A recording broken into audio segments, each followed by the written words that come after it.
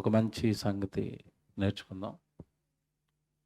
దేవునిని ఎరిగిన వారు ఎవరు అన్నది ఈరోజు మనం నేర్చుకుంటున్నాం. అంశం పేరు మళ్ళీ చెప్తున్నాను. దేవునిని ఎరిగిన వారు ఎవరు? దేవుని పిల్లలారా, దేవుడు అనగానే సృష్టికర్త, సృష్టిని కలిగించిన వాడు, ఈ సృష్టిలో బ్రతుకుతున్న జీవులను, వృక్షాలను, సర్వ సృష్టిని, ఈ పంచభూతాలను, మనుషులను కలిగించిన వాడే దేవుడు. అంటే ఎందుకంటే ఈ లోకానికి దేవుడు ఎవరో కూడా అర్థం కాని పరిస్థితి. సృష్టిని దేవుడు అనుకుని పొరపడ్డారు. సృష్టిని కలిగించిన సృష్టికర్తను మర్చిపోయారు, తెలుసుకోలేకపోయారు.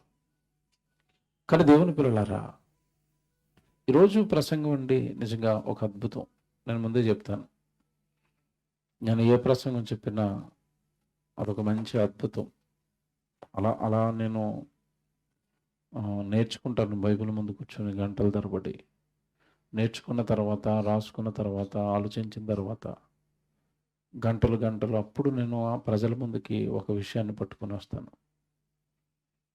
నిజంగా మీరు ఆలోచించాలి, దేవుడు ఎవరో, దేవుడు ఈ భూమి మీద ఉన్న మనుషులకు ఏమవుతాడో ఈ మనుషులకు తెలీదు. పైగా మన కళ్ళ ముందు ఈ సృష్టి ఉంది. సృష్టి గురించి ఈరోజు మీరు వింటారండి. ఎంతకాలం మీరు సృష్టి గురించి విన్న కోణాలు వేరు, ఈరోజు మీరు వినబోయేది వేరు. ఈ భూమి మీద ఉన్న మనుషులకు సేవ చేయాలి అని, తన పిల్లలను సేద తీర్చాలి అని ప్రకృతిని పెట్టాడు, జీవులను పెట్టాడు, పంచభూతాలను పెట్టాడు, ఈ విశ్వాన్ని కట్టాడు. ఈ విశ్వంలో ఉంటున్న మనుషులు, తన పిల్లలు, నా తర్వాత నా యజమానులు, నా పరలోకానికి, నా ఆస్తికి వారసులు వారే కనుక సృష్టి నువ్వు నా పిల్లలకు సేవ చేయాలి అని చెప్పాడు. సృష్టి సేవ చేస్తుంది, దేవుడి కోసం బ్రతుకుతుంది, దేవుడు చెప్పిన ఆజ్ఞలను తూచా తప్పక పాటిస్తుంది సృష్టి. కానీ సృష్టికర్త వారసులు, సృష్టికర్త పిల్లలు, సాక్షాత్తు పరలోకంలో ఉన్న కన్నతండ్రి ముద్దు బిడ్డలు. ఎందుకంటే పదం కూడా బైబిల్లో ఉంది. ఎఫ్రాయిము నా ముద్దు బిడ్డ అంటాడండి బైబిల్లో. నాకు ఒళ్ళు జల్లు అన్నది ఆ పదం వినగానే. ఏమన్నాడు? ఎఫ్రాయిము నా ముద్దు బిడ్డ. ఒక్క ఎఫ్రాయిమే ముద్దు బిడ్డ, మనందరం ముద్దు బిడ్డలమేనా? మనందరం ముద్దు బిడ్డ అంటే అర్థం ఏంటంటే, నువ్వు ముద్దు పెట్టుకునే అంత ఇష్టం నాకు, నువ్వంటే అంత ప్రేమ నాకు అంటున్నాడు. Very good. మరి ఇప్పుడు ఆ దేవుడిని మనుషులు ఎంత ప్రేమిస్తున్నాడు, ఎంత ఆప్యాయత చూపిస్తున్నాడు. ఉదయకాలంలో మీరు విన్నారు, ఎంత ప్రేమ ఉండి మనుషుల మీద దేవుడికి. తల్లి గర్భంలో చేసి చేసి చేసి భూమి మీదకి వదులుతున్నప్పుడు ఒంటరిగా విడిచిపెట్టలేక తన ప్రేమను తల్లిలో పెట్టి, తల్లి పాల రూపంలో ప్రేమించి, తండ్రిలో ప్రేమను పెట్టి ఎంత హత్తుకుంటున్నాడో ఉదయకాలంలో నేను మీకు చెప్పాను. మీకు సంగతి తెలుసు లేదండి, స్త్రీకి బిడ్డను పుట్టిన తర్వాతే, తల్లి మాతృమూర్తిగా మారిన తర్వాత ఆ పిల్ల రియాక్షన్ ఏంటి చెప్పండి? చిచ్చి అసలు జీవితంలో ఈ నెత్తుకోనని అంటది. రైట్. ఇదే అమ్మాయికి వివాహం అయింది, బిడ్డ పుట్టాడు, వాడు వేసేసాడు ఒంటి మీద సేమ్. అప్పుడేముంటుంది చెప్పండి? మా ఊడనండి తుడుచుకుని వెళ్ళిపోద్ది. చూసారా తేడా ఏంటి చెప్పండి రెండిటికి? బిడ్డ పుట్టగానే బిడ్డ మీద ఏం కలిగింది దేవుడికి? ప్రేమ. ఆ తల్లిలో ఆ ప్రేమించే గుణం పెట్టింది ఎవరు చెప్పండి? దేవుడే. తెలీదు ఎవరికి ఇది. అంటే నేను స్వయంగా పరలోకంలో ఉండిపోయాను నాన్న, నిన్ను వచ్చి ఎత్తుకోలేను, నీకు ముద్దు పెట్టలేను, నీకు పాలు ఇవ్వలేనురా, నా ప్రేమను మీ అమ్మలో పెడతాను, నేను చేయాల్సినవన్నీ మీ అమ్మ నీకు చేస్తుంది. ఏం దేవుడండి! అది పొద్దున చెప్పిన పాఠం, తల్లిపాలు. నేను పాలు తాగించలేను కనుక నా ప్లేస్లో పాలు నీకు మీ అమ్మ ఇస్తుంది. నేను ఎలాగైతే నేను ముద్దు బిడ్డగా చూసుకుంటానో మీ అమ్మ కూడా నీకు ముద్దులు పెడుతుందా? మీ అమ్మ మీకు ముద్దు పెట్టిందా? లోకంలోకి సామెత ఉంటుందంటే, కాకి పిల్ల కాకి ముద్దట. మన పిల్లలు మనకి ఎలాగున్నా ముద్దే, అంతే కదండి. భూమి మీద ఉన్న మనుషులందరూ కూడా ఎవరి పిల్లలు అంటే పరలోకంలో ఉన్న కన్న తండ్రి పిల్లలు. మనమన్న కూడా దేవుడికి చాలా ముద్దు. ఎఫ్రాయిము నా ముద్దు బిడ్డ, నువ్వంటే నాకు చాలా ఇష్టం అన్నాడు. మనల్ని అంటున్నాడు. నేను ఇప్పుడు అడుగుతున్న ప్రశ్న ఏంటంటే, ఎంత పిచ్చిగా ప్రేమిస్తున్న దేవుడిని మనిషి ఎరిగాడా? తెలుసుకున్నాడా? ఎరగటం అంటే అర్థం ఏంటి? ఎరగటం అంటే అర్థం ఏంటి? తెలుసుకోవటం. నేను అడుగుతున్నాను, మనుషులకి దేవుడు తెలుసా? దేవుడి పేరు తెలుసా? మళ్ళీ అడుగుతున్నాను ప్రశ్న. మనుషులకి దేవుడు తెలుసా? దేవుడి పేరు తెలుసా? పోనీది మీకు అర్థం అవదు. ముఖ్యమంత్రి గారు మీకు తెలుసా? తెలుసు తెలీదా? తెలుసు. ఎందుకు తెలీదు? ఎవరు? జగన్మోహన్ రెడ్డి గారు. అది మాత్రమే మీకు తెలుసు ముఖ్యమంత్రి అని. ఇంకేమన్నా తెలుసా? ఆయన ఏం తింటాడు ఆహారం, ఆయనకి ఇష్టమైన ఆహారం ఏంటి చెప్పండి? ఆయన ఏ పండు బాగా తింటాడు చెప్పండి? హాలిడే వచ్చినప్పుడు ఎక్కడ ఉంటాడు చెప్పండి? ఆయన కుటుంబంలో ఉన్న వాళ్ళు అందరికంటే ఎవరంటే ఆయనకి ఇష్టమో చెప్పండి? తెలుసా ఇవన్నీ మీకు? తెలీదు. మరి ముఖ్యమంత్రి గారు అని తెలుసా? తెలుసు. అలాగే ఈ భూమి మీద ఉన్న మనుషులకి దేవుడు తెలుసు, కానీ దేవుడికి ఏది ఇష్టమో తెలీదు. దేవుడికి ఎప్పుడు కోపం వస్తుందో తెలీదు. దేవుడు మనుషుల్ని ఎలా ప్రేమించాడో తెలీదు. మనిషి ఎలా బ్రతకాలని ఆశపడుతున్నాడో తెలీదు. దేవుడు తెలుసా? తెలుసు. ఎందుకు తెలియదు? దేవుడు తెలుసు. 3 అక్షరాలు పేరు, అంతేనా? ఇప్పుడు నేను జాగ్రత్తగా మన దగ్గరికి వస్తాను. క్రైస్తవులకి దేవుడు తెలుసా? అదేటండి, అసలు సృష్టికర్త దగ్గరికి మనమే వచ్చాం, మళ్ళీ మీరు తెలుసా అంటున్నారేంటి అని అంటారేమో. నేను ఏదన్నా నేను అన్ను. ఎవరంటారు తెలుసా? దేవుడు అంటే నేను అంటాను. బైబిల్లో అన్నాడు దేవుడు. అసలు నేను మీకు తెలుసారా అన్నాడు. చూస్తారా బైబిల్లో? తీతుకు రాసిన పత్రిక 1వ అధ్యాయం 6వ వచనం. తీతుకు రాసిన పత్రిక మన గురించి అండి, ఇది క్రైస్తవుల గురించి మాట్లాడుతున్నాడు. మొదటి పత్రిక 1వ పత్రిక అండి. ఒకే పత్రిక ఉంటుంది, తీతు పత్రిక 1వ అధ్యాయము 16వ వచనం. తీతుకు రాసిన పత్రిక, తిమోతి పత్రిక కాదు. 2 పత్రికలు అయిపోయిన తర్వాత తీతు పత్రిక అని ఉంటుంది. రైట్. 1వ అధ్యాయం 16వ వచనం. దేవునిని ఎరుగుదామని వారు చెప్పుకుందరు. రైట్, ఆగండి. ఏం చెప్తున్నారట? దేవుడు మీకు తెలుసా అంటే ఏమంటున్నారు? అందరూ జైలు లేపుతున్నారట. మాకు తెలుసు, మాకు తెలుసు, మాకు తెలుసు అంటున్నారట. ఇప్పుడు దేవుడు అంటున్నాడు, ఇలాగ అంటున్నవాడు ఎవరికి నేను తెలియదు అంటున్నాడు. ఇప్పుడు అదే అక్కడ కాన్సెప్ట్. చూడండి, జాగ్రత్త చదవండి. దేవుణ్ణి ఎరుగుదామని వారు చెప్పుకుందరు, కానీ అదేంటది? దేవుడు మాకు తెలుసు అన్న వాళ్ళంతా దేవుడికి ఎవరట? ఇదేంటిది? రివర్స్లో లేదు. దేవుడు మాకు తెలుసు, దేవుడు మాకు తెలుసు, దేవుణ్ణి మేము ఎరిగాం, దేవుణ్ణి మేము నమ్మాం. ఇప్పుడు వస్తానండి, నిజంగా ఈయన తొలి ప్రసంగం ఏదో పాపం ప్రసంగం చేస్తాడంటే బాధ కనబడింది నాకు. అందులో బాధ ఎగిరిపోద్ది ఇవాళ ఈయనకి. దేవుడు మాకు తెలుసు, దేవుడు మాకు తెలుసు అని అనుకునే వాళ్ళట అసహ్యులు, అవిధేయులను. ఎందుకు అసహ్యము, ఎందుకు అవిధేయం అంటే వాళ్ళు ఏం చేస్తున్నారట? ప్రతి సత్కార్యము విషయంలో భ్రష్టులయ్యుండి 20వ తారీఖున మీటింగ్ పెడితే మేము రాము,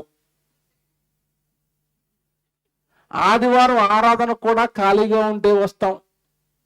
ప్రతి సత్కార్యం, సత్కార్యం అంటే ఏంటి చెప్పండి?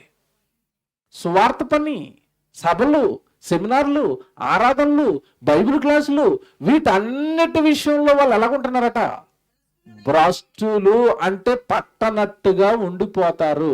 వీళ్ళెవరంటే వాళ్ళ క్రియల వలన ఆయనను ఎరగమని చెబుతున్నారు. నోటుతోనేమో తెలుసు అంటున్నారు, క్రియలతోనేమో ఆయన ఎవరో మాకు తెలియదు అంటున్నారు. ఎలాగుంది మీకు అర్థమవుతుంది కదా? దేవుడు తెలుసా అంటే తెలుసండి అంటున్నారు. ఆదివారం గుడికి వస్తావా? రానండి. దేవుని నమ్మేవా? బాప్తిజం తీసుకున్నావా? తీసుకున్నానండి. 22 తారీఖు సెమినార్ పెడతాను, వస్తావా? రావండి. వీళ్ళు నమ్మనోళ్ళ నమ్మనోళ్ళ? మీరు చెప్పండి ఇప్పుడు నాకు, నమ్మారా నమ్మలేదా? ఇంకొకటి ఏంటంటే ఇక్కడ మీకు ఇలాగ ఎవరైతే మాకు తెలుసని దేవుడి పనులకి భ్రష్టులుగా దూరంగా ఉంటున్నారో వాళ్ళ గురించి అన్న పదం ఏంటో తెలుసండి అక్కడ, నాకు వాళ్ళంటే చెడ్డ సహ్యం బాబు. ఇదేంటిది? మీకు అర్థమైందా? నాకు వాడిని అసహ్యం అంటే అర్థమైంది చెప్పండి. ఇదేం సరిపోదు. ఇగో ఈయనంటే నాకు అసహ్యం అని కూడా ఎలా చూస్తాను చెప్పండి. ఎలాగున్నారు ఎటండి బాబు, ఎలాగుంది ఇది? అసహ్యం అంటే ఏంటి? చూడ్డానికి కూడా నేను ఇష్టపడను.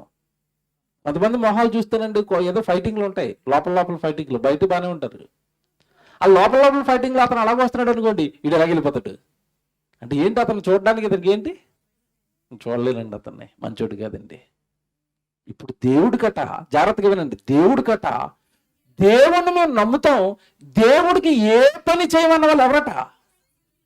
నమస్కారం నాయన, మీకు మీ మొహం కూడా చూడలేకపోతున్నాను నేను.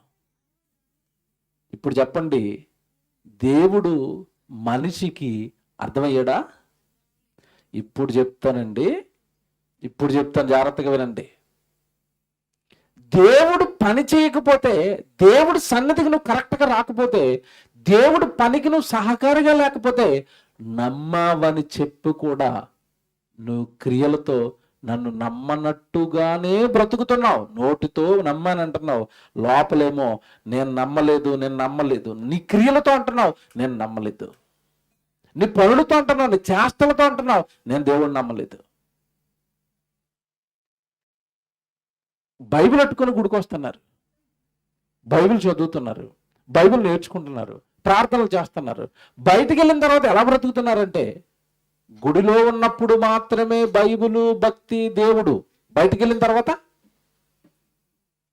లోకస్తులు మాట్లాడుతున్నట్టుగానే మాట్లాడతారు, లోకస్తులు చూస్తున్న చూపులే చూస్తున్నారు, లోకస్తులు చేస్తున్న పనులే చేస్తున్నారు.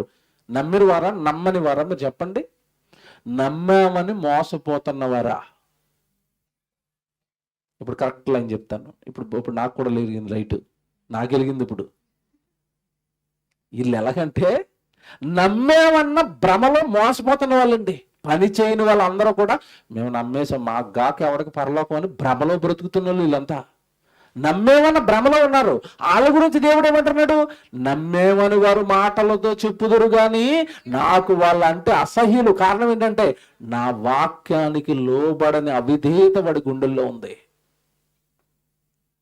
నా మాటకి లోబడని అవిధేయత ఉంది. అంటాను, రాను అంటాడు. ఎవరు చెప్పండి? వాడు అవిధేయుడు.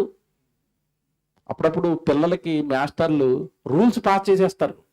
ఈ నెల అంతా మీకు సెలవులు లేవు, వచ్చే నెల పరీక్షలు కనుక అన్నాడు అనుకోండి. ఇప్పుడు ఇదేం పాస్ చేశారు? ఇల్లు రూల్ పాస్ చేశారు. ఎవరైనా రాలేదనుకోండి, ఏమంటారు చెప్పండి? మాస్టర్ని నేను రమ్మంటే నువ్వు రాలేదరా, నీ సంగతి చెప్తాను, అక్కడ గోడ కూర్చి. నాకు అనిపించిందండి అలాగే, ఏమంటే దేవుడు కూడా దిగిపోయి ఆదివారం ఎవరైనా గుడికి రాని వాళ్ళకి అలా ఏమంటే మొక్కలు ఏం చేస్తే ఎలాగుంటుంది? మానేస్తారు గుడికి. ఇంకోటి చెప్పనండి, మీరు భయపడతారు. ఇప్పుడు నేను అప్పుడప్పుడు అనుకుంటాను, ఈ కొత్త నిబంధన అమల్లో ఉంది, అసలు ఏమీ కనపట్టలేదు వీళ్ళకి. ఒకసారి పాత ఒకసారి ముందుకు తెస్తే ఎలాగుంటుంది అనిపించింది నాకు.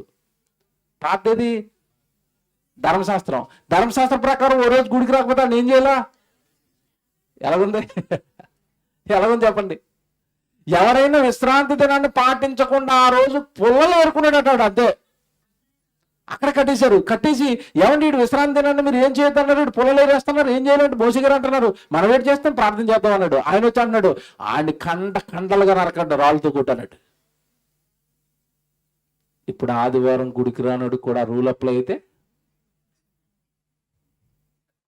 ఎలాగుంటుంది? ఒక్కసారి అనిపించిందండి, ఒక్కసారి అటు నుంచి ఇటు నుంచి అటు ఒకసారి ముందుకేసి మొత్తం వీళ్ళందరి మీద అప్లై చేస్తే బాబ్బా, ఇక మనం అందరం మేకల్ని గొర్రెల్ని మేపుకోవటమే.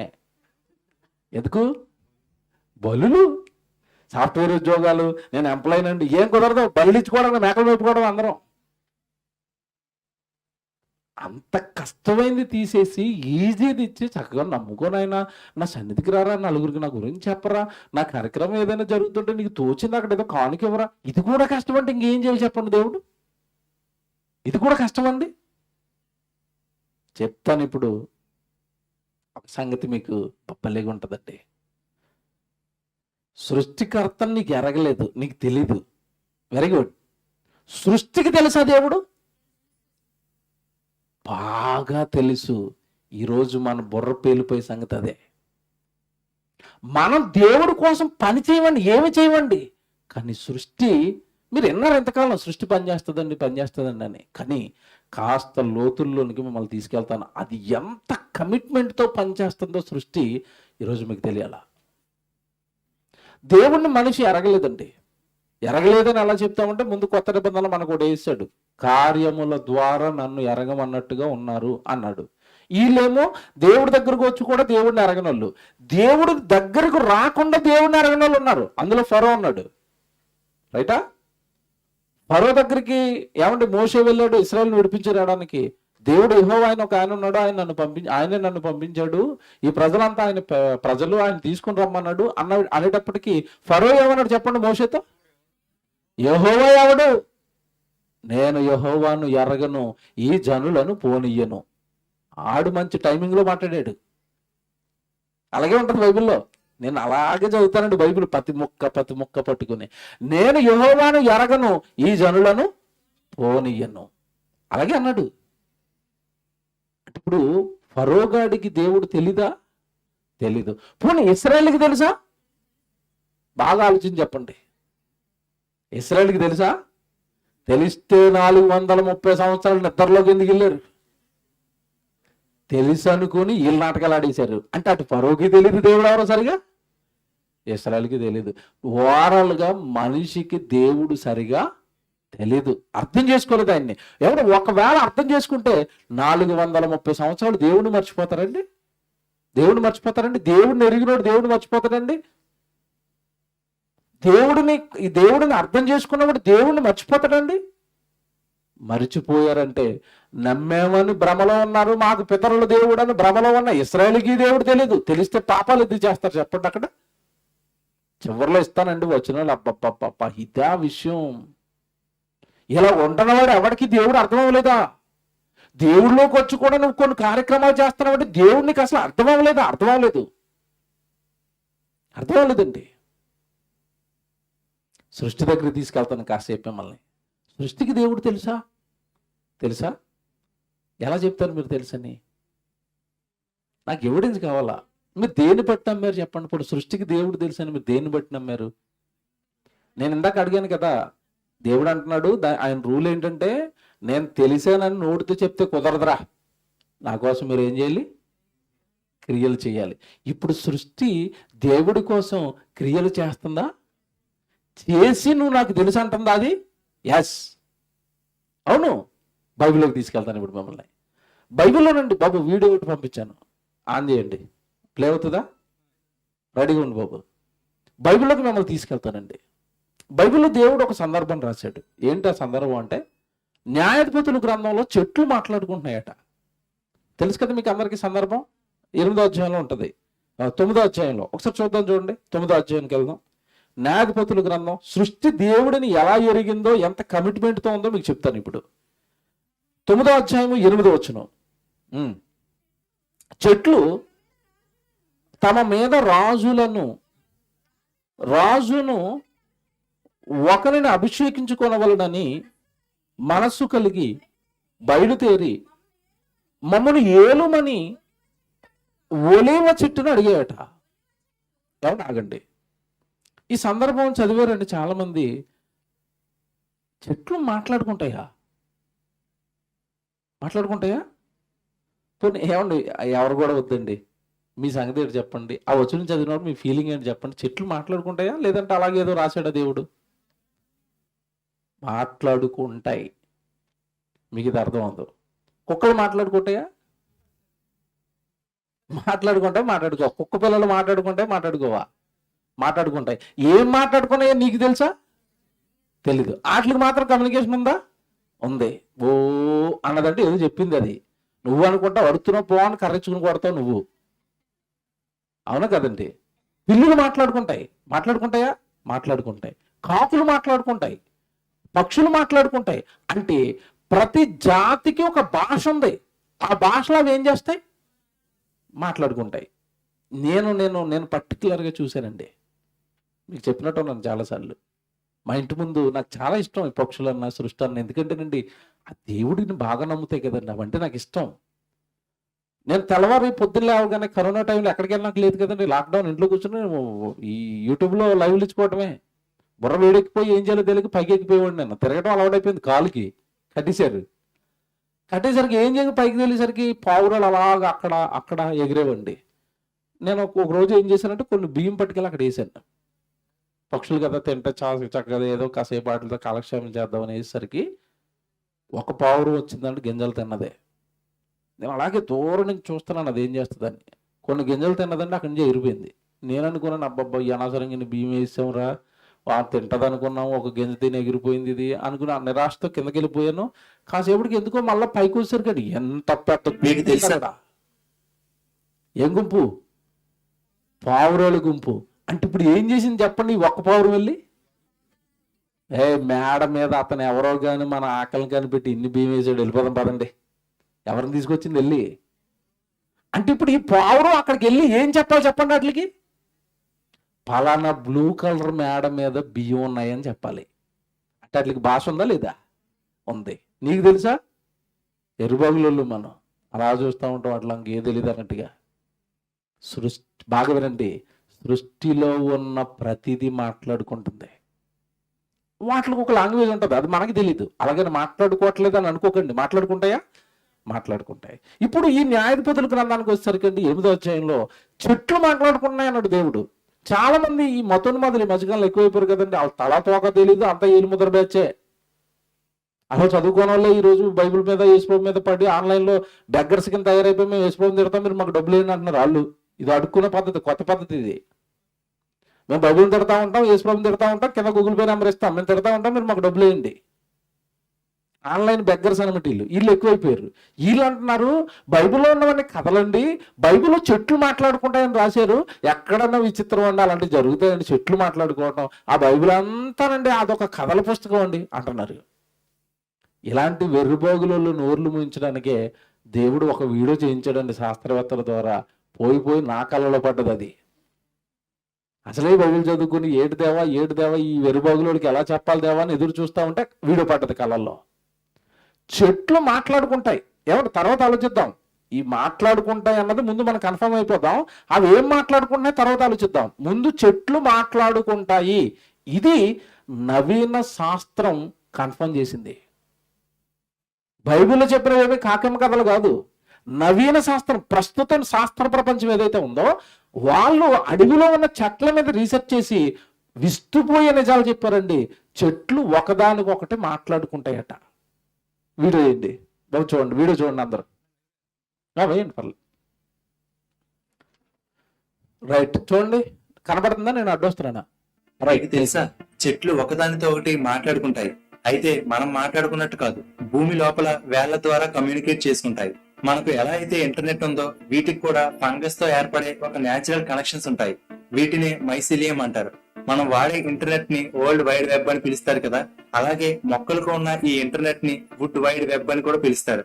వీటి ద్వారా ఒక చెట్టు నుండి మరొక చెట్టుకు సిగ్నల్స్ అండ్ న్యూట్రియంట్స్ వెళ్తుంటాయి. అలాగే పెద్ద పెద్ద చెట్లు వాటి పిల్లలను, అంటే వాటి విత్తనాల ద్వారా వచ్చినవి గాని లేదా వాటి వేర్ల ద్వారా వచ్చిన మొక్కలను అవి గుర్తించగలవు. మనుషులు ఎలా అయితే పిల్లలను ప్రేమగా చూసుకుంటారో అలాగే చెట్లు కూడా వాటి పిల్ల మొక్కలను కాపాడుకుంటున్నట్లు ఒక ఎక్స్పెరిమెంట్ లో తేలింది.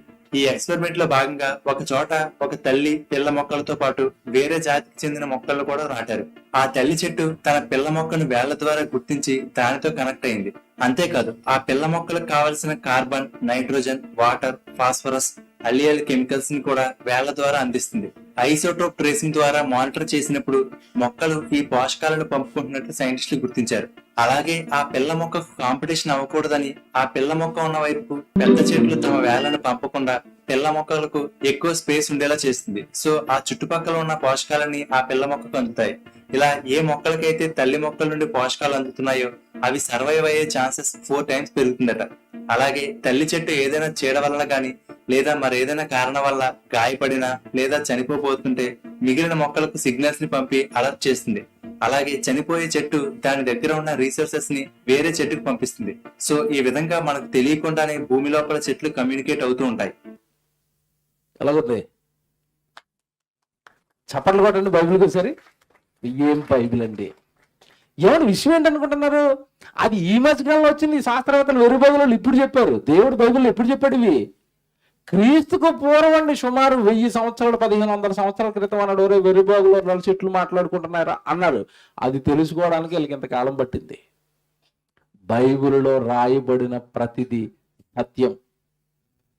నీకు తెలుసుకోవడానికి టైం పడుతుంది అంతే. ఇప్పుడు వద్దాం. ఇప్పుడు మనం కన్ఫర్మేషన్ వచ్చింది. చెట్లు ఏం చేస్తాయి? ఇప్పుడు మాట్లాడుకుంటాయి. రైట్. ఏం మాట్లాడుకున్నాయి? ఇప్పుడు బైబిల్ చూద్దాం. న్యాయాధిపతుల గ్రంథం ఏమంటే 9వ అధ్యాయము. మమ్మను ఏలమని ఒలివ చెట్టును అడగగా, ఒలివ చెట్టు దేవునిని మానవులను దేని వలన నరులు సన్మానించుదురో ఆనా తైలమును ఇయ్యక మాని చెట్ల మీద రాజునయ్యుండి ఇటు అటు ఊగుటకు నేను. ఇప్పుడు మాట్లాడుకునే చెట్లు మాట్లాడుకున్నాయి. ఎలాగా? చెట్లు మాట్లాడుకోవడం అన్ని చోట జరిగిపోతాయని కాదు. కింద వేర్ల ద్వారా మాట్లాడుకున్నాయి అన్ని. కింద ఒక పెద్ద ఇంటర్నెట్ వ్యవస్థ ఉంది వాటికి. ఇప్పుడు ఈ చెట్లన్నీ ఏమనుకున్నాయంటే అందరికీ రాజు ఉన్నాడు, మనకి రాజు లేడు కదా, రాజుని పెట్టుకుందాం చెట్ల మీద అని ఈ చెట్లన్నీ కలిపి ఒక చెట్టుని అడుగుతున్నాయి. ఏ చెట్టుని? ఒలివ చెట్టుని అడిగాయట. నువ్వు మా మీద రాజు కింద ఉండొచ్చు కదా, ఎందుకంటే అడవికి రాజు ఉన్నాడు. ఎవరు? ఆయన అడవికి ఒక రాజు ఉన్నాడు, సింహం.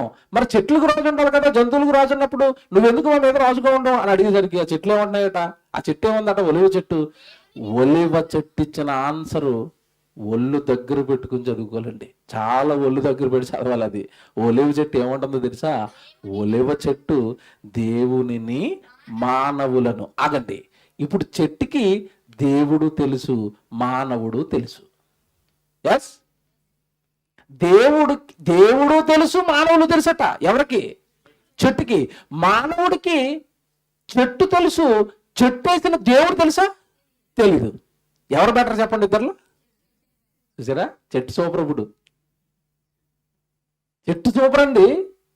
చెట్టు అంటుంది ఒలివ చెట్టు, నాకు ఇదిగో ఈయన మానవుడు తెలుసు, ఆయన దేవుడు తెలుసు. ఎంత క్లారిటీగా ఉన్నది సృష్టి దేవుడి మీద. ఈ క్లారిటీ మనుషులకు ఉందా? ఇదేమంటుందంటే నువ్వు మానవుడివి, ఆయన దేవుడు అని ఇదంటుంటే ఈడొచ్చి అంటున్నాడు నువ్వే నా దేవుడివి. ఇది ఎలాగుంది? అది లోపల అనుకుంటుందండి నీ అంత వెర్రిబోగులోడు మరొక లీడరా. చెప్పలేదు కదా, దాని భాష వేరు. చెప్పుకుంటుంది. ఎవరు చెప్పుకుంటుంది? పక్క చెట్టు చెప్తుంది. ఈడేటే నాకు దండం పెడుతున్నాడు ఆయనకి కట్టకుండా. పక్క చెట్టు చెప్పుకుంటుంది, ఇది ఈడికి చెప్పుకోవడానికి నోరు లేదు దానికి. మీకు అర్థమైందా? కుక్కను కొడుతుంటేనండి, కుక్క మాట్లాడుకుంటే మనకేం చెప్తాయి అవి? ఈడెప్పుడు దొరుకుతాడో ఒంటరికి వేసేద్దాం అంటది పక్క కుక్కతో. నీకు అర్థమవుతుంది. కుక్కలు చూడండి, ఏమన్నా ఈ మధ్యకాలంలో మీరు చూసారు కదా, పని పెట్టుకుని దాడి చేస్తున్నాయి మనుషుల మీద. దేవుని పిల్లలారా, చెట్టు అంటుంది ఒలివ చెట్టు, నాకు దేవుడు తెలుసు, నాకు మానవులు తెలుసు. ఇంకోటి చెప్తున్నాను ఇక్కడ, త్వరలో టైటిల్ మాట్లాడబోతున్నానండి. టైటిల్ ఏంటంటే ఎక్కడ పుట్టావో తెలుసు, ఎప్పుడు పుట్టావో తెలుసు, ఎందుకు పుట్టావో తెలుసా? తెలుసు. ఇప్పుడు చెట్టుని అడగండి, ఒలివ చెట్టుని. ఇప్పుడు ఒలివ చెట్టు అంటుంది నాకు దేవుడు తెలుసు, నాకు మానవులు తెలుసు, పైపెచ్చు నేను ఎందుకు పుట్టానో కూడా నాకు తెలుసు. నేను ఎందుకు పుట్టాను? దేవునిని మానవులను ఏ తైలంతో అయితే సన్మానిస్తారో ఆ తైలాన్ని ఇవ్వడానికి పుట్టిన నేను రాజుగా పెత్తనాలు ఎందుకు చేస్తాను? నా పని నేను చేసుకుంటాను, షటాప్ వెళ్ళిపోను అంటుంది. అది ఏం క్లారిటీ అండి సృష్టికి. మీకు అర్థమైంది? ఇప్పుడు అది ఎందుకు పుట్టిందో కూడా నాకు తెలుసు. నేను తైలం ఇవ్వడానికి పుట్టాను, తైలమే ఇస్తాను తప్ప ఎక్స్ట్రా ఓటీలు డ్యూటీలు నాకు వేయకండి. నువ్వు అన్నావు అలాగే ఎప్పుడైనా? నేను దేవుడి కోసం పుట్టానండి, మీరు నాటకాలు ఇక్కడ నేను గుడికి వెళ్ళిపోతున్నానండి అన్నావు ఎప్పుడైనా? ఎవరైనా అడిగిస్తే నిన్ను అబ్బాబ్బాబ్బా మా అక్క వచ్చిందండి, మా తమ్ముడు వచ్చాడండి, కొంచెం కాళ్ళు లాగుతుందండి, తలపోటు వస్తుందండి, గుడికి ఎందుకు రాలేదంటే వచ్చే ఆన్సర్లో ఇలా సంగతి ఆలోచిస్తుంటారండి ఒక్కొక్కసారి. దేవా ఏటు మరి ఇది? కాళ్ళు నొప్పి వస్తే గుడికి రావా, తలనొప్పి వస్తే గుడికి రావా, కాళ్ళు ఇరిగిపోయినా వీల్ చైర్లో కూర్చొని పెన్షన్ తీసుకోవడానికి వెళ్ళిపోతాడు నెలకోసారి. అవును కదా? కుర్చీలో కూర్చుని పెన్షన్ తీసుకోవడానికి వెళ్ళిపోతాడు. నువ్వు కుర్చీలో కూర్చుని గుడికి ఎందుకు రావు? 3,000 కంటే చీపా దేవుడు? పెన్షన్ ఎంత ఇస్తున్నారు? ఆ 3,000 కంటే చీప్ అయిపోయాడు దేవుడు. ప్రతిదీ లెక్కలు కడితేనండి దేవుడి ముందు అలాగా మనం తేలిపోతాం. ఒలివ చెట్టు అంటుంది, బాబు నేను రాజును అవను ఏమి అవను, దేవుడు నాకు వేసిన డ్యూటీ ఏంటంటే తైలం ఇమ్మని, తైలమే ఇస్తాను, ఎక్స్ట్రా డ్యూటీలు నాకేం చెప్పకండి. ఇది బొత్తి వెరిబోగులాగా ఉంది చెట్టు, ఒలివ చెట్టు అని చెట్టుని మార్చేద్దామని ఇవన్నీ టీం మార్చి ఇంకో చెట్టు దగ్గరికి వెళ్ళాయి, అంజూరపు చెట్టు. ఆ చెట్టు కూడా సేమ్ ఆన్సర్ అంటే దవడ పగల కొట్టింది అది కూడా. మీరు నాటకాలు వేయకండి. దేవుడు నన్ను మంచి మాధుర్యం కలిగిన ఫలాలు ఇమ్మని పుట్టించాడు, పళ్ళు ఇస్తాను తప్ప ఎక్స్ట్రా డ్యూటీ చేయి, నమస్కారం వెళ్ళిపోండి అంటుంది అది కూడా. అంటే ఏంటంటే అసలు చెట్లకి ఎంత క్లారిటీ ఉంది చూసారా వాటి పుట్టుక మీద. మీకు మాట్లాడుతాను ఇప్పుడు, ఈ చెట్లకి ఏమైనా క్లారిటీ ఉందా? మీ ఇంటి ముందున్న చెట్టుకి కూడా క్లారిటీ ఉందా? ఈ రోజు నుంచి మీరు చెట్టుని చూడండి మీకు భయం వేస్తుంది. ఇప్పుడు ఓరు నాయన జాన్ చెట్టు నా ఇష్ట ప్రకారం నాటకాలు ఆడతాను, కొమ్మలు ఇచ్చేస్తాను, పందుపుల్లెట్టు కడిగేస్తాను, ఇష్టం వచ్చినట్టు చేశారు ఈ రోజు. ఇప్పటి వరకు దాని ఎడలు మీరు అది ఫుల్ క్లారిటీ అవుతుంది తెలుసా? ఎరవరా మీ నాన్న అన్నాడు కనుక నేను ఇస్తానని పుల్ల కడుక్కుపో అంటుంది అది. పండిస్తుంది. పండించినప్పుడు ఫీలింగ్ ఏంటో తెలుసా? ఒరే మీ నాన్న పండిమ్మన్నాడు కనుక ఇస్తున్నాను రా, కాస్త తినేటప్పుడు ఆయనకి ప్రార్థన చేయరా అంటుంది అది. అవన్నీ అలాగే మాట్లాడుకుంటాయి, మనకు అర్థం అవ్వదు. పక్క ఏడో కడుక్కోవడం లోపలేటు, అంతే కదండి. చెట్లకి ఎంత క్లారిటీ ఉంచండి, చెట్లకి ఎంత క్లారిటీ ఉంచండి. నేను మంచి అంజూరపు పండు అవ్వడానికి పుట్టాను, అంజూరపు పళ్ళే ఇస్తాను, నేను ఏ డ్యూటీ చేయను. నేను మాట్లాడుతున్నానండి. మనిషి ఎందుకు పుట్టాడు చెప్పండి? సృష్టి నీ కోసం పుట్టింది, నువ్వెవరి కోసం పుట్టావు? దేవుడి కోసం పుట్టావు. మరి దేవుడి దగ్గరికి రానంటున్నావేంటి? దేవుడి కోసం వెళ్ళనంటున్నావేంటి? దేవుడి కోసం ఇవ్వనంటున్నావేంటి? దేవుడి కోసం దేవుడు ప్రార్థనలకి సెమినార్లకి రానంటున్నావేంటి? అసలు నీకు దేవుడు తెలిసాడో నాకు చెప్పండి. దేవుడి కార్యక్రమాలు చేయని ఎవరికి కూడా దేవుడు తెలీదు. మీలో ఇంతకాలం ఎవరైనా ఒక్క కార్యక్రమం కూడా చేయలేదు అనుకోండి, ఈ ప్రసంగంతో మీకు పడ్డ మార్కులు అది మీకు మీ ఇష్టమేగా. మరి ఆ సున్నలోనే ఉండిపోతారో, ముందుకు వచ్చి లేదంటే వచ్చి సెమినార్ నేను మొత్తం చూసుకుంటానండి ఈయన పక్కన పెట్టేస్తారో, మీ ఇష్టమేక. మీరు పక్క జరగండి, నేను చూసుకుంటాను, మరీ సున్నలో ఉన్నాను నేను. బాబు దేవుడి కార్యక్రమాలు చేయనప్పుడు దేవుడి దగ్గర నేను సున్న అయినప్పుడు ఎందుకు నమ్మేందుకు నేను? ఎవరి చెట్లు కూడా మీరు మమ్మల్ని పుట్టించారండి, మీరు నాకు తెలిసినండి, మాకు తెలిసినండి, ఏ పని చేయనండి, అసలు పండ్లు ఇవ్వనండి అని అలాగా భీష్మించి కూర్చొని పళ్ళు కాయకుండా అలాగ ఉండిపోయింది అనుకోండి, ఏం చేస్తారు మీరు? మీరు నరికేస్తారు. అబ్బాబ్బా ఎంత స్పీడ్గా వచ్చింది ఆన్సర్. పళ్ళు ఇవ్వకపోతే నరికేస్తారట. దేవుడి కోసం పని చేయకపోతే మనల్ని ఏం చేయాలా? నరికేయాలా? రూల్ అప్లై అవ్వాలిగా. మరి సేమ్ రూల్ మన దగ్గరకు వస్తే మనకి అబ్బాబ్బా ఏం చేయొద్దు మమ్మల్ని అట్లా మాత్రం నరికేస్తాడట వెళ్ళి గొడలాడుకుని. ఏమండి అంత నాటకాలు ఆడుతున్నాడు చూడండి మనిషి దేవుడి దగ్గర. నమ్మేశాం ఉత్తిదే ఎవడు నమ్మలేదండి. ఈ ప్రసంగాన్ని బట్టి ఎవడు నమ్మాడు చెప్పండి ఇప్పుడు నాకు? ఈ వాక్యాన్ని బట్టి, నేను చెప్పిన సూత్రాన్ని బట్టి ఎవడు దేవుని నమ్మాడు చెప్పండి? దేవుని నమ్మేమని నాటకాలు వేస్తూ మబ్బులో మాయలో ఉండిపోలేదా? దేవుడి కోసం ఏం చేయకుండా ఏ కార్యక్రమం దేవుడి కోసం చేయని వాడు అసలు దేవుడిని నమ్మిన వాడు కాదు. కన్ఫామ్. పెద్ద అయినట్టు ఈయనండి డబ్బులు ఇచ్చింది. అసలు ఏంటండి ఆయన వయసు ఏంటండి? చూడండి, ఎప్పుడు వచ్చినా నేను ఆయన్నే చూస్తాను. పెద్ద ఆయన, నా వయసు ఎక్కడ, ఆయన వయసు ఎక్కడ అంటే నెమ్మదిగా అలా బాసిపడం వేసుకుని పెన్నట్టుకుని అలా కూర్చుని ఉంటాడు ఆయన. పోనీ ఇలాగే ఉంటున్నాడు అనుకుంటే డబ్బులు ఇచ్చినట్టు ఇది మతిపోయింది నాకు ఇప్పుడు. అంటే ఆయన పేరట కనీసం 1, 2 కార్యక్రమాలు ఉన్నాయా? ఉన్నాయి. ఇప్పుడు చెట్టు ముందు ఈయన పక్కన నిలబడి ఊరుకో నేను కూడా చేశాను మా నాన్నకంటాడు ఈయన. మీ సంగతి ఏంటి చెప్పండి ఇప్పుడు? ఏమండి అలా చెప్పుకోవడానికి మనకి ఏమైనా ఉండాలి కదండి. ఆయన అంటాడు ఇప్పుడు నేను చేశాను మా నాన్నకి, ఓ సెమినార్లో నేను భోజనాలు పెట్టాను, ఏదో డబ్బులు ఇచ్చాను అంటాడు. మన సంగతి ఏంటి ఇప్పుడు? మీ సంగతి ఏంటి ఆలోచించండి. దయచేసి మీ సంఘంలో ఉన్న వాళ్ళందరికీ ఈ ప్రసంగాన్ని పంపించండి. నెట్లో ఉంటుంది, లైవ్ వెళ్తుంది, అందరికీ పెట్టి నువ్వు ఎక్కడికి రావట్లేదు, నువ్వు గుండుసోని అటని చెప్పేయండి. అదే మారాడు అనుకోండి, దేవుడికి స్తోత్రం. ఎందుకంటే మంద కాదు కదా, నేను కాదు కదా మాట్లాడుతున్నది, ఎవరు? వాక్యం మాట్లాడుతుంది, దేవుడు మాట్లాడుతున్నాడు. నొచ్చుకున్నాడు అనుకోండి, చేసేదేమీ లేదు. ఒప్పుకున్నాడు అనుకోండి, బంగారమే, భవిష్యత్తు బంగారం. ఇంకా నొచ్చుకున్నా ఎలాగే ఉంటాను, నేను ఎలాగే ఉంటానంటే అక్కడ చూసుకుందాం. ఇక ఎక్కడ చూసుకుందాం? యేసుప్రభు దగ్గర చూసుకుందాం. నిలబడతావు రోజు. అందుకే అన్న నీ ప్రసంగం పంపించండి అని. చెప్పినా మారలేదురా, నువ్వు చెప్పినా చేయలేదురా, ప్రసంగం వచ్చింది నీ దగ్గరికి అయినా వినలేదురా అంటాడా? అంటాడు. ఇప్పుడు ఇంకా లోతులోకి తీసుకెళ్ళండి. సృష్టిని చూసి బాబోయ్ అది సూపర్ అండి, నేనే వెదవనండి అని అనుకుంటాం ఇప్పుడు మనం. నాకే భయం వేసింది అట్లా కమిట్మెంట్ చూస్తే. ఇప్పుడు చెట్లు ఎంత కమిట్మెంట్తో ఉన్నాయండి, జీవులు కూడా అంతే కమిట్మెంట్తో ఉన్నాయి దేవుడి కోసం, తెలుసా? ఒక సందర్భం తీసుకెళ్తాను మిమ్మల్ని. నిర్గమకాండం నుంచి టైం అయిపోతుంది కదా, చెప్పుకుంటూ వెళ్తానండి. పెద్ద పాఠం ఇది, జాగ్రత్తగా వినండి. నిర్గమకాండంలో మోషే ఇశ్రాయేలును విడిపించుకుని తీసుకుని రావాలి, తెలుసు కదా మీకు. అప్పుడు తీసుకుని రావాల్సినప్పుడు ఎన్నో అద్భుతాలు సూచక్రియలు వాళ్ళ మీద జరిగించాడు. ఈగలు వెళ్ళాయి, ఆ తర్వాత ఏవి మన పేలు వెళ్ళాయి, ఆ తర్వాత జంతువులకు దద్దుర్లు వచ్చాయి, మొదటి సంతానం చచ్చిపోయింది, ఆ తర్వాత కప్పలు వెళ్ళాయి, చీకటైపోయింది. ఇదంతా మీకు తెలుసు కదండి, రైట్? ఇప్పుడు జాగ్రత్తగా వినండి. ఇశ్రాయేలీలు ఐగుప్తీయులు ఒకటే దేశంలో ఉన్నారు, కానీ ఏ విపత్తు వెళ్ళినా ఎవరికి డ్యామేజ్ జరుగుతుంది? ఐగుప్తులకే జరుగుతుంది. అక్కడ ఎవరున్నారు?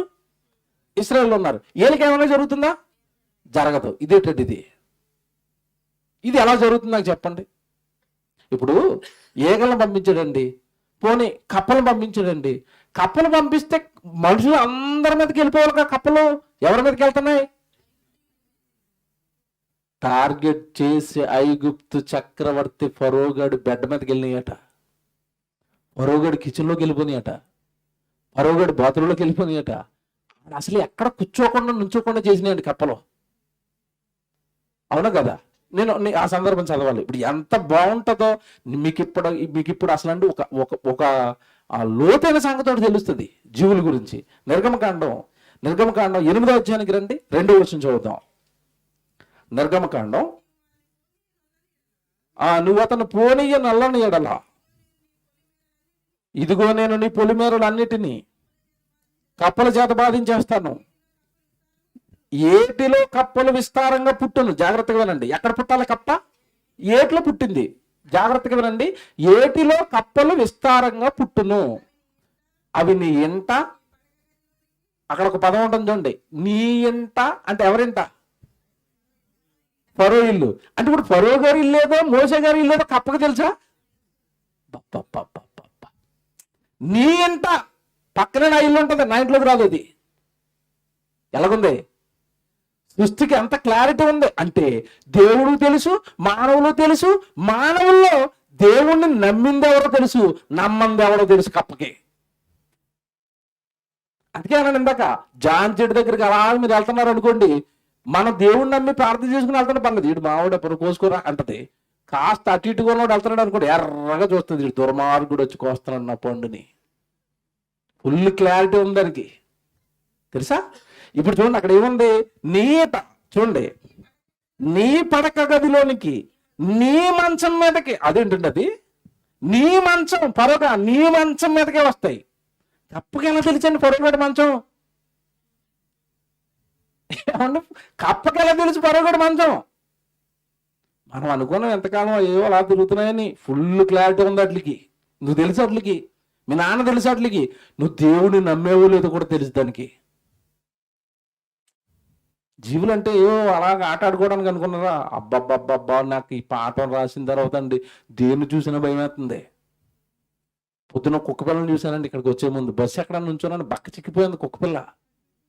అసలు అలాగ తిరుగులాడుతూ ఉంటావు, ఇది చచ్చిపోద్దేమో పాపం. అసలే వీటికి ఫుల్ క్లారిటీ ఉంటుంది దేవుడి మీద. మనం దేవుడిని నమ్మాం. కాస్త ఇది ఇడ్లు ముక్క ఎట్టుకుందాం, ఒక హోటల్కి వెళ్ళి ఇడ్లీలు తెచ్చి దాన్ని ముందు ఎట్టానండి, ఇడ్లీలు తినమ్మా, చచ్చిపోయేలాగుంది. బైబిల్లో మాట ఉంటుందండి, నీతిమంతులు జీవుల ఎడల దయ చూపించును. మనకి జాలి ఉండాలి, ఎందుకంటే మన నాన్న కోసం పనిచేస్తున్నాయి కదండి అవి. జీవులు తండ్రి కోసం పనిచేస్తున్నాయి. ఏదనుకున్నారు, ఎందుకు కుక్కను వస్తే కొట్టేస్తారని చాలా మంది. ఏ జీవిని కొట్టనండి, సూపర్ అండి బాబు, అవి సూపర్. అవి సూపర్ అవి, చెట్టు సూపరు, జీవి సూపరు, పక్షి సూపరు, అన్నిటికీ దేవుడి మీద ఫుల్ క్లారిటీ ఉంది. మనకే ఏమీ తెలీదు. విచిత్రం ఏంటంటే అవి గుడ్డుగా దేవుడి వైపు చూసి ఏం చెప్తాడో చేద్దామని ఇలాగ సర్వజీవుల కన్నులు ఆయన వైపే చూస్తున్నాయి. మన కన్ను మాత్రం అటెప్పుడు చూడదు, అంతా ఇలా కిందకే. అందుకే మనకేం అర్థం అవ్వలేదు. దేవుడు సర్వజీవుల కన్నులు ఆయన వైపు చూచుచున్నవి, మనుషుల కన్నులు భూమే తవ్వేసుకుంటాను, బంగారము, వెండి, ఆస్తి, సంపద, ఉద్యోగం, కారు. అందుకే నీకు ఏమీ ఎక్కలేదు. దేవుడు పొరగడు ఇంట్లోకి వెళ్ళాలట, జాగ్రత్త చదవండి. ఆ కప్పలు నీ మంచము మీదికి, నీ సేవకుల ఇండ్లలోనికి. ఇప్పుడు చూడండి, పొరగడు ఇల్లు కనిపెట్టాలి, వాడు సేవకులు ఇల్లు కనిపెట్టాలా. కప్పలకి నీ సేవకుల ఇండ్లలోనికి, నీ జనుల మీదకి, నీ పొయ్యిలోనికి అంటే వంట చేసుకోకుండా, నీ పిండి పీసుకు తొట్టులోనికి అంటే కిచెన్లో ఉన్న సామాన్లను పాడైపోవడానికి, తిన్నుండకూడదు అనమాట. ఇక పొయ్యిలో కప్పలంటే వంట ఎక్కడ చేస్తారు చెప్పండి? ఇప్పుడు మనకి ఏమో గ్యాస్ స్టవ్లా, కర్రల పొయ్యిలు. అప్పుడు పొయ్యి నిండా కప్పలే, ఎక్కడ పెడతాడు అగ్గి? పోనీ పిండి తీసుకున్నాడు, పిండి నిండా కప్పలే. నీ పిండి పిసుకు తొట్టులోనికి అవి ఎక్కివచ్చును, ఆ కప్పలు నీ మీదకి, నీ జనుల మీదకి, నీ సేవకులందరి మీదకి వచ్చునని యెహోవా సెలవిచ్చుచున్నాడని చెప్పాను. నీ మీదకి, నీ ఇంట్లోకి, నీ మంత్రుల మీదకి, నీ సేవకుల మీదకి, నీ ప్రజల మీదకి. ఇప్పుడు నాకేంటంటేనండి, ఇప్పుడు నాకు అక్కడ డౌట్, ఈయన ఐగుప్తుడండి, నేను ఇశ్రాయేల్ అండి, ఇద్దరం పక్క పక్కన నుంచున్నాం. కప్ప ఏం చేయాలి ఇప్పుడు? ఈయన సూపర్ అండి అని నా మీదకి ఎక్కేలా, అంతేనా? నేను ఎవరిని? ఐగుప్తుండి అనుకోండి, నేను కప్ప నా మీదకి ఎక్కాలి, ఈయన వదిలిపెట్టేలా. అంటే కప్పలు ఎంత క్లారిటీతో తిరుగుతున్నాయి చూడండి. ఎందుకంత క్లారిటీతో తిరుగుతున్నాయి తెలుసా? వాటిని ఏమండి ఐగుప్తు మీదకి పంపించింది దేవుడు. ఒకటి ఆశ్చర్యం వేసిందండి నాకు, ఒకటి ఆశ్చర్యం వేసింది. కప్పలను పంపినట్టుగానే పంపాడండి. అలాగా పంపినట్టుగానే ఆడికి ఫరో కూడా ఎలా అంటాడంటే అప్పుడప్పుడు మారిపోతాడు. మనకులాగే ప్రసంగాలు అయినప్పుడప్పుడు మారిపోతాం, వేడెక్కిపోయి మనం బయటికి వెళ్ళిన తర్వాత మర్చిపోతాం. అలాగాడు ఒక దెబ్బ తగిలన్నీ మారిపోయాడు. అబ్బబ్బబ్బా, అయ్యి బాబు మీ దేవుడే దేవుడండి, మీకు నమస్కారం పెడుతున్నాను, అహరోన్ గారు, మోషే గారు, ఈ కప్పలను తీసేందుకు నేను మారిపోతాను అన్నాడు. నిజంగా మారిపోయాడు అనుకుని వీళ్ళు అప్పుడప్పుడు పాపం దేవుడిని ఏమో మారిపోయిన అంటున్నాడు. ఏం చేయాలి ప్రభు అంటే, ఓకే రైట్ నాయన తీసేస్తున్నానని చెప్పండి అన్నాడు కప్పల్ని. ఇప్పుడు చెప్తాను అసలు సంగతి. ఏట్లో పుట్టాలట కప్పలు, ఫరోగాడు ఇంట్లోకి రావాలట. దేవుడు వెళ్ళిపోమనగానే కప్పలు ఏమైపోయినా తెలుసండి, అక్కడికక్కడే అవి ప్రాణాలు విడిచిపెట్టేశాయి. ఇది నన్ను కలిచివేసిన పాయింట్. పుట్టమంటే పుడతాయా, వెళ్ళమంటే వెళతాయా, చచ్చిపోమంటే చచ్చిపోతాయా? చూస్తారా? అది అలాగే చదువుకుంటారండి, అలాగే చదువుకురండి. 13వ వచనం, యెహోవా మోషే మాట చొప్పున చేసెను కనుక ఇండ్లలోనేమి, వెలుపలనేమి, పొలములోనేమి కప్పలు ఉండకుండా చచ్చిపోయాను. చచ్చిపోయాయి. వెళ్ళమని చెప్పింది ఎవరు? అట్లకి దేవుడే. అక్కడ ఉండమని చెప్పింది ఎవరు? దేవుడే. చచ్చిపోమని చెప్పింది ఎవరు? దేవుడే. చచ్చిపోమని చచ్చిపోతాయా? బా, ఇప్పుడు చెప్పండి, కప్పను చూసరికి అమ్మ నమస్కారం అమ్మ మీకు అనాలా? కప్పకండి కప్ప ఎంత సూపరో, చెట్టు ఎంత సూపరో, మనిషి ఎంత దౌర్భాగ్యుడు. ఇప్పుడు నాకు చెప్పండి. నేను ఇక్కడ బక్క చిక్కిపోయానండి. మీరు సర్వలోకానికి వెళ్ళి సర్వసృష్టికి సువార్తను ప్రకటించండి. మేము ఎంతకు వెళ్తాం ప్రభా? మా ఇల్లు విడిచి మా గడపతాడు, మేము ఎక్కడికి వెళ్ళాం. కప్పలు వెళ్ళమంటే వెళ్తాయా? వెళ్తాయి. పరోగండి సంగతి చూడమంటే చూస్తాయా? చూస్తాయి. చచ్చిపోమంటే చచ్చిపోతాయా? చచ్చిపోతాయి. మనం మాట అంటున్నామండి అలాగే దేవుడి మాట. మీరు చెప్పండి, ఇప్పుడు దేవుడు చెప్పిన ప్రతి మాట మనం వింటామా? వినమండి. ఇప్పుడు చెప్పండి, సృష్టి సూపరా, మనం సూపరా? అదే సూపర్. దేవుడి మాట వినటం విషయంలో అది సూపర్. ఇదే గుణం, ఇదే లక్షణం ఎవరిలో ఉంటుంది తెలుసండి? యేసు ప్రభులో ఉంటుంది. ఎందుకంటే ప్రకృతిలోనికి వచ్చిన ఈ గుణాలే యేసు ప్రభులోని గుణాలు. ప్రకృతిని క్రీస్తును ధరించిన ప్రకృతి. యేసు ప్రభు చూడండి, సేమ్ కనపడుతుంది ఇప్పుడు మీకు యేసు ప్రభు జీవితం. నాన్న, వాళ్ళందరూ తమ్ముళ్ళు చెడిపోయారా, వాళ్ళకి నా గురించి చెప్పడానికి వెళతావా? వెళ్తాను డాడీ. నా కోసం అక్కడ కొద్ది రోజులు ఉంటావా? 33.5 సంవత్సరాలు ఉంటాను డాడీ. నా కోసం చచ్చిపోతావా? చచ్చిపోతాను డాడీ. అంటే యేసు ప్రభువులో అంటే ఎలాంటి గుణాలు ఉన్నాయో ప్రకృతిలో కూడా అలాగే ఉన్నాయి. మనలో ఉన్నాయా? ప్రభుని నమ్మాం, ప్రభుని ధరించేసుకున్నాం, బాప్తీసం తీసేసుకున్నాం. ఏమంటే ప్రభు అంటే మాకు ఇష్టం అంటున్నాం. ఈ కమిట్మెంట్, సృష్టికున్న ఈ కమిట్మెంట్ మనకి ఎక్కడ చెప్పండి, మీరు చెప్పండి. ఇప్పుడు దేవుని పిల్లలారా, దేవుణ్ణి ఎరగటం అంటే, దేవుణ్ణి నమ్మటం అంటే ఏదో ఆదివారం అలా గుడికి వచ్చి భజన చేసి ఇంటికి వెళ్ళిపోవడం కాదు. దేవుడి కోసం నీ జీవితంలో కార్యక్రమాలు ఉండాలి, దేవుడి కోసం నీ జీవితంలో కష్టం ఉండాలి, దేవుడి కోసం నీ జీవితంలో పనులు ఉండాలి. అప్పుడు చెప్పు, సృష్టి ముందు నిలబడి నేను నా తండ్రి కోసం పనిచేశానని. నువ్వు ఎరిగవా? అందుకే టైటిల్ ఏం పెట్టాం? దేవుడిని ఎరిగిన వారు ఎవరు? ఎరిగారా? ఎరిగిన వాడు దేవుడి కోసం ఏం చేయాలో తెలుసా? పని చేయాలి. ఇంకా చెప్పనండి, ఆప్యాయత అంటారు కదండి, ఆత్మీయత అంటారు కదండి, దేవుడికి దగ్గరగా నివసించటం విషయంలో కూడానండి బైబిల్లోకి వచ్చి చూపిస్తానండి. మనిషి అసలు దేవుడికి దగ్గరగా లేడండి. ఈరోజు పొద్దున్న లేవగానే డాడీ అని ప్రార్థన చేసేవారు లేరు, వాక్యం చదువుకునేవారు లేరు, ప్రతి క్షణం జీవితాన్ని దేవుడికి అప్పగించేవారు లేరు. ఎవడు ఇష్టం వచ్చినట్టుగా బ్రతుకుతున్నారండి భూమి మీద. కానీ జీవులు అలా బ్రతకవు తెలుసా? జీవులు అలా బ్రతకవు. ఎవడు ఇప్పుడు మనకు ఆకలేసింది అనుకోండి, లోకంలో ఏవో ఈరోజు ఆకలి అనేసరికి దొంగతనాలు చేసేస్తాడు, ఏమీ లేకపోతే చివరికి ఎవరినో కట్టేస్తాడు, చంపేస్తాడు, ఏదోలాగా తినాలనుకుంటున్నాడండి. జీవులు మాత్రం అలా కాదు. వాటికి ఆకలిస్తే అవి ఎవరి వైపు చూస్తాయని చదువుకుంటాం బైబిల్లో మనం. కాకి పిల్లలకి ఆకలి ఇస్తే కాకి అమ్మ ఆహారం కోసం వెళితే కాకి పిల్లలు దేవుడికి ఏం చేస్తున్నాయట? మొర పెడుతున్నాయి, మాకు ఆహారం కావాలి, మాకు ఆహారం కావాలి దేవా, నువ్వే మాకు ఆహారం ఇవ్వాలని. జాగ్రత్తగా వినండి. మా అమ్మ మాకు అన్నం తేడానికి వెళ్ళింది డాడీ, కొంచెం మా మీద జాలి చూపించి మా అమ్మకి ఏదో అలాగ కొంచెం చికెన్ మొక్కో మటన్ మొక్కో కాస్త అన్నమో ఎవడో ఒకటి తినేసి అలా పడేసిన చెత్త ఏదో ఒకటి మా ఆకలి తీర్చడానికి ప్రభా అని అంటున్నాయి. ఏవి? కాకి కదండి అక్కడ అంటుంటా. కాకి పిల్ల అంటే కాకి పిల్లకి దేవుడు తెలుసా? కాకి పిల్లకే తెలిస్తే పెద్ద కాకి ఇంకెంత బాగా తెలుసుంటాడు దేవుడు. మన పిల్లలకి దేవుడు తెలుసా? వీళ్ళకి మనమే తెలియదు సరిగా. ఏంది ఏమంటాడు డాడీ అంటున్నాడు ఒకడు, ఇంతే ఉన్నాడు గుంటడు. చూసారండి, వీళ్ళకి ఏమిడు మనుషులే తెలియదు సరిగా. పరలోకంలో ఉన్న దేవుడు కాకి పిల్లకి తెలుసంట. ఇప్పుడు నేను చెప్తాను, కాకి పిల్లని ఇక్కడ పెట్టి మన పిల్లోడిని ఇక్కడ పెడితే దేవుడికి ఎవరు ముద్దు వస్తారు చెప్పండి? ఇది నల్లగా ఉన్న ఇది బెటర్రా, పిల్ల అయ్యి నాకు ప్రార్థన చేస్తుంది, వీడు గాడిదలా ఉండి కూడా నాకు ప్రార్థన చేయడు. ఈడెందుకు చేయడంటే అసలు నువ్వు చేయవు కదా, అంతేనా? తండ్రికి ఏది చేయుట కుమారుడు చూచునో, కుమారుడు నువ్వు చేస్తే వాడు చేస్తాడు, అమ్మ చేస్తే ఏమంటే కుమార్తె చేస్తుంది, చిన్నపిల్ల చేస్తుంది. ఈవిడ చేయనప్పుడు ఈయన చేయనప్పుడు పిల్లలు ఎందుకు చేస్తారు? పిల్లలు ఎందుకు చేస్తారండి? దేవుని పిల్లలరా, కాకి పిల్లలు కాకి ఏమంటే దేవుడికి మొరపెడుతున్నాయి, సింహపు పిల్లలు దేవుడికే మొరపెడుతున్నాయి. సర్వజీవులు కూడా మాకు ఆహారం మా నాన్నే పెట్టాలని ఎదురు చూస్తున్నాయట. ఇప్పుడు ఒక సంగతి చెప్తానండి, అట్లా మనసు చెప్తానండి. జీవులు మనసు దేవా దేవా దేవా దేవా అని ప్రార్థన చేస్తాయండి జీవులు.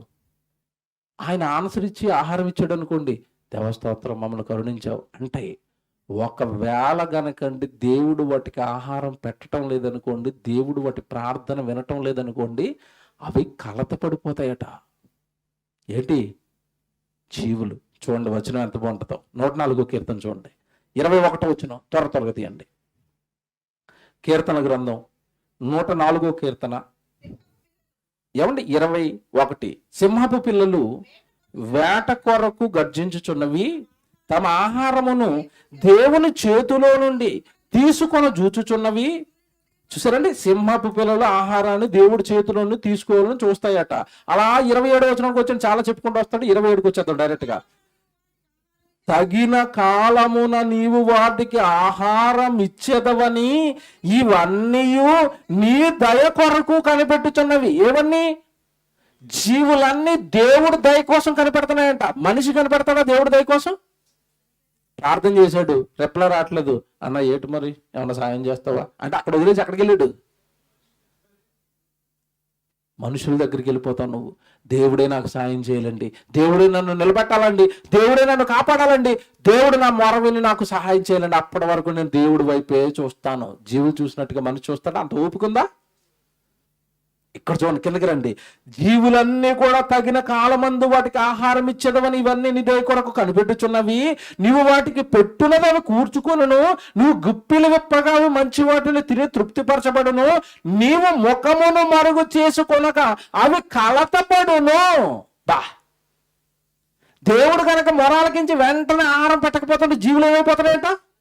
కలత. కలత ఏంటి? మా నాన్న మమ్మల్ని చూడట్లేదు, మా సృష్టికర్త ఏంటి మా వైపు చూడట్లేదు, ఏంటి మాకు ఆహారం పెట్టలేదు, మేమేమన్నా తప్పు చేసామా? జీవుల్లో దేవుడు వినకపోతే, దేవుడు చూడకపోతే జీవుల్లో ఏమొస్తుందట? కలత. నేను మాట్లాడుతున్నానండి, బాగా ఆలోచించండి. జీవులే దేవుడు మా వైపు చూడటం లేదని కలత పడుతుంటే, పరలోకంలో ఉన్న కన్న తండ్రి బిడ్డలు మొర వినకపోతే ఎంత కలత పడాలి? పడ్డారండి ఎప్పుడైనా? భయం వేసింది నాకైతే. దేవుడు ఏంటో నన్ను చూడటం లేదు, మా కుటుంబాన్ని సరిగా చూడటం లేదు, మాకు ఏవో శోధనలు వచ్చేస్తున్నాయి, సరైన వాక్య ఆత్మీయంగా మేము ఉండలేకపోతున్నాం, ఏమిటి దేవుడు మమ్మల్ని చూడటం లేదా? కలతుందండి ఎప్పుడైనా? దేవుడి విషయమైన కలతుందా మనిషికి? ఈ కలతలు ఉండవు. పెన్షన్ రావటం లేదు, ఉద్యోగం రావటం లేదు, చదువు రావటం లేదు, ఇంట్లో కారు లేదు, ఈ కలతలు ఎక్కువ మనకి. డబ్బులు లేవు, దేవుడు లేడు, ఈ కలత ఉందా? జీవులు అండి ఎవరిని నమ్ముకోవట్లేదు. చూడండి జాగ్రత్తగా వినండి. జీవులు ఎవరిని నమ్ముకోవట్లేదు. ఎవరి దయాదాక్షిణ్యాల మీద అవి బ్రతకమండి. మీరు చూడండి, మీ ఇంటికి కుక్క వచ్చిందండి, మా ఇంటికి వస్తామని కొట్టేశావు, అది ఏమంటది? బాబా మీరు అన్నం పెట్టకపోతే నాకు అవ్వదండి, మీరే నాకు సర్వస్వం అండి, మీరే నాకు దేవుడు అని అంటదా? ఒక్కోసారి ఇలా చూసి కిందకి వెళ్ళిపోద్ది. దాని ఫీలింగ్ ఏంటో తెలుసా? పోరా, నువ్వు కాకపోతే ఇంకోటి ఆడతాడు, మా నాన్న ఉన్నాడు పైన. కుక్క ఫీలింగ్ అదే. నేను అనుకుంటానండి, వాటికి ఒక్కసారి నోరిచ్చాడంటే మనుషులు ఆత్మహత్యలు చేసుకుంటారండి, తెలుసా? జీవులకు కనుక దేవుడు ఒక్కసారి నోరిచ్చాడంటే మనుషులు ఆత్మహత్యలు చేసుకుంటారు. ఎందుకు తెలుసా? ఈ భర్త లేనప్పుడు భార్య అతను బాగా తిడతా ఉంటుంది, అక్కడే కుక్క పడుకుని ఉంది. ఎన్నదా లేదా చెప్పండి? ఎన్నది. దీనికి గనక ఒకవేళ నోరు వస్తే యజమాని వచ్చిన ఏం చెప్తుంది? మీ ఆవిడ మంచిది అనుకున్నాను ఆయన, నువ్వు వెళ్ళినప్పుడు శుభ్రంగా తిడుతున్నాను, ఒక్కసారి చెప్పింది అనుకోండి, ఇద్దరికి ఏమవుతుంది? అందుకే నోరు మూసేయడం అనిపిస్తుంది నాకు ఒక్కొక్కసారి అండి. నిజమండి, నేను ప్రాక్టికల్గా ఆలోచిస్తాను అన్ని. అందుకే నోరు మూసేవో దేవ, లేకపోతే ఇలా అందరు కొడుకు చచ్చిపోతారేమో జీవులు మాట్లాడితే. అవును కదా? ఆలోచించండి. నువ్వు ఎట్టకపోతే ఇంకొకడు పెడతాడరా. నన్ను పోషించేది నువ్వు కాదు, ఎవరు? దేవుడు. ఆయన చూడకపోతే వాటికి ఏటట? కలత. కలత. కలత. మనిషికి ఉందండి కలత. దేవుడు నన్ను చూడటం లేదండి, నాకు వాక్యం రావట్లేదండి, నేను ప్రార్థన చేయలేకపోతానండి, నేను పాట పాడలేకపోతానండి, నేను దేవుడికి ఏమి ఇవ్వలేకపోతానండి. చిచ్చి ఇలా బతకటం ఏంటండి బాబు? చిచ్చి దేవుడు నన్ను సరిగ్గా చూసి నన్ను వాడుకోవట్లేదండి, దేవుడు నన్ను ఘనంగా తన పనిలో ఉంచుకోవట్లేదండి, ఏంటండి నేను ఎలాగైపోతున్నాను?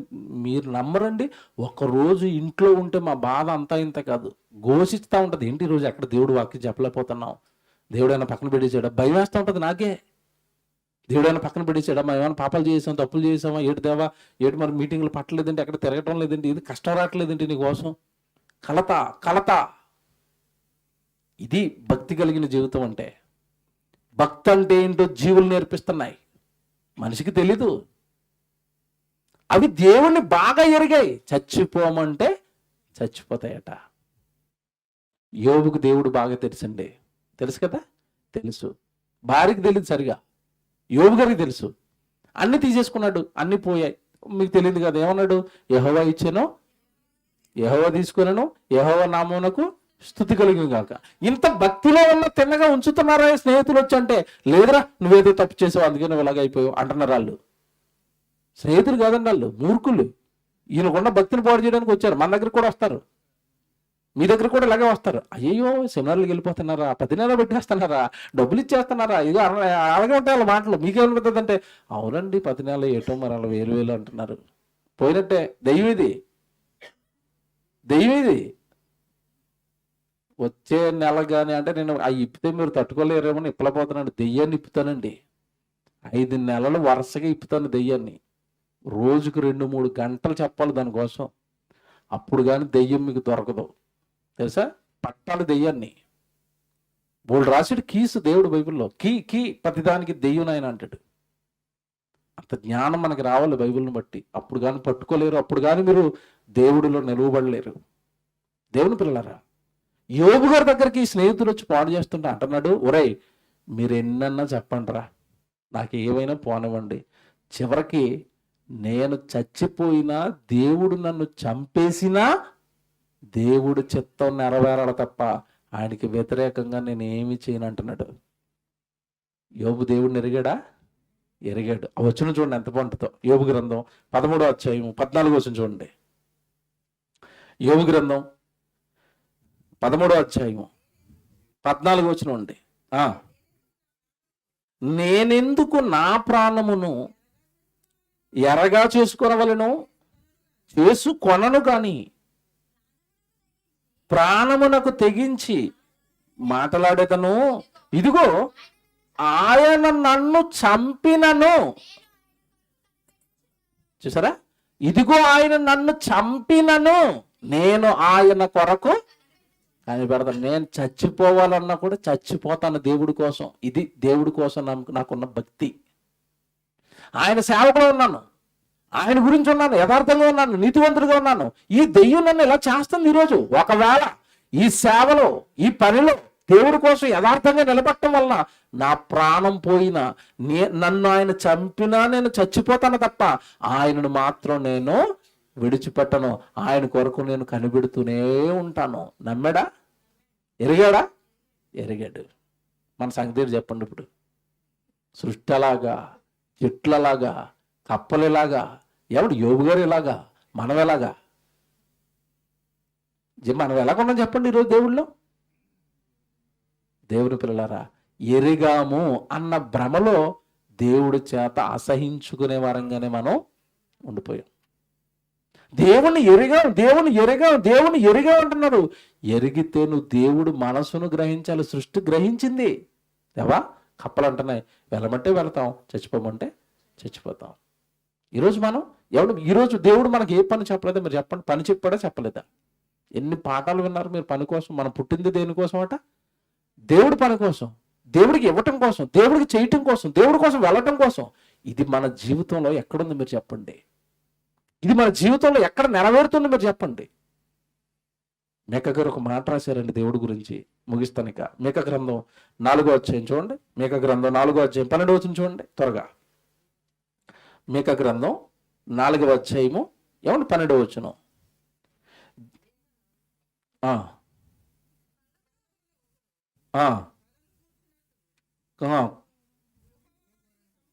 యెహోవా వారిని సమకూర్చును, అయితే వారు ఆయన తలంపులు తెలుసుకొనకున్నారు, ఆయన ఆలోచన వారు గ్రహింపకున్నారు. చూసారండి? ఆయన ఆలోచన వారు గ్రహింపకున్నారు. దేవుడు ఏం ఆలోచిస్తున్నాడో నా కోసం అని గ్రహించేవారు లేరట. పైకి ఏమంటున్నారంటే, నిన్ను నమ్మాం ప్రభా, నిన్ను నమ్మాం ప్రభా. ఏం నమ్మారు? ఏమి నమ్మారండి? నమ్మటం అంటే ఏంటో తెలుసండి. దేవుని ఎరగటం అంటే ఏంటో తెలుసండి. ప్రకటన గ్రంథం 3వ అధ్యాయం 8వ వచనం చూడండి. ప్రకటన గ్రంథం 3వ అధ్యాయం 8వ వచనం. నీ క్రియలను నేను ఎరుగుదును. నీ క్రియలు చూసారా? మనం చేసే పనుల గురించి మాట్లాడుతున్నాడు. నీ క్రియలను నేను ఎరుగుదును, నీకున్న శక్తి కొంచెమై ఉండి నన్ను నీవు నా వాక్యమును గైకొని నా నామమును నువ్వు ఎరుగనలేదు. నువ్వు నాకు ఎవరో తెలియదని నువ్వు అనలేదు నన్ను. ఎలాగంటున్నాడు?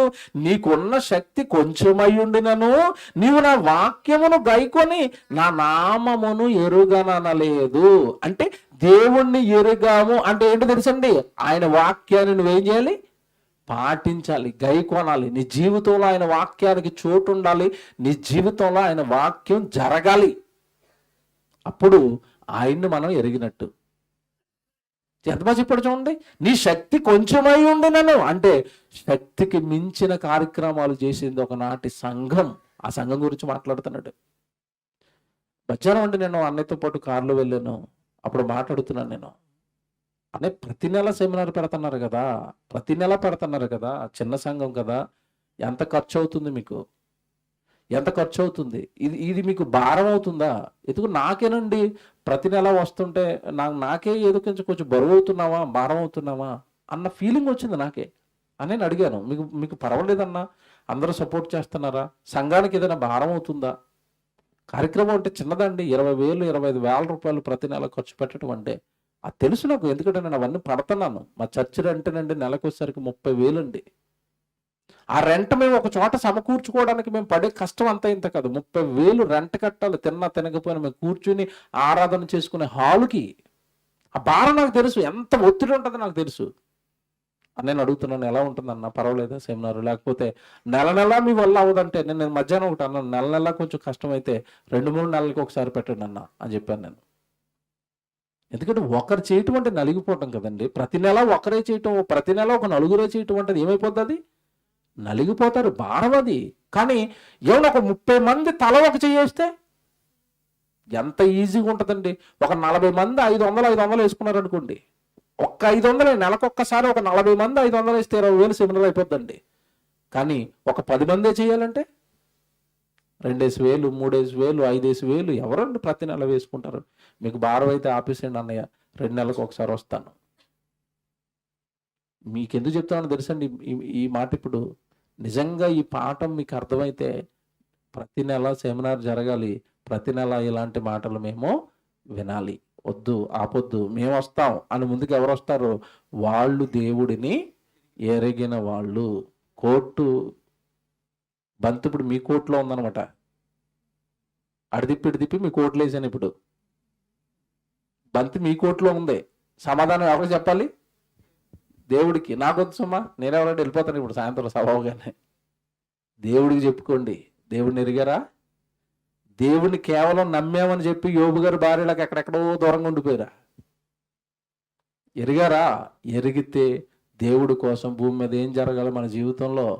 క్రియలు, కార్యక్రమాలు. అదే ప్రారంభంలో మీరు చదువుకున్న వచనం. అది చదువుకుని ముగించుకుందాం. తీతుకు రాసిన పత్రిక 1వ అధ్యాయము చివరి మాట. తీతుకు రాసిన పత్రిక 1వ అధ్యాయం 16వ వచనం. దేవుణ్ణి ఎరుగుదమని వారు చెప్పుకొందురు, కానీ అసహ్యులను అవిధేయులను ప్రతి సత్కార్యము విషయమై భ్రష్టులయుండి తమ క్రియల వలన ఆయనను ఎరగమన్నట్టుగానే ఉండిపోయారు. మాకు దేవుడు ఎవరో తెలియదు అంటున్నారు క్రియలతో. మాటతో మాత్రం స్తుతి స్తుతి స్తుతి స్తుతి స్తుతి. 2000 ప్రోగ్రాంకి లేవు లేవు లేవు. చూసారా? నమ్మారా? దొరికిపోరండి ఇక్కడ.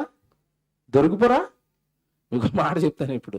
ఏమండి, క్రైస్తవ్యంలో ఒక పాట ఉంది. నేను పాటను విమర్శించడం లేదు, పాట మంచిదే. అందులో ఉన్న భావాన్ని జరిగిస్తున్నారని అడుగుతున్నాను. నీవు చేసిన ఉపకారములకు నేనేమి చెల్లింతును, వేలాది నదులంతా విస్తార తైలంబు నీకిచ్చిన చాలునా అన్నారు కదా.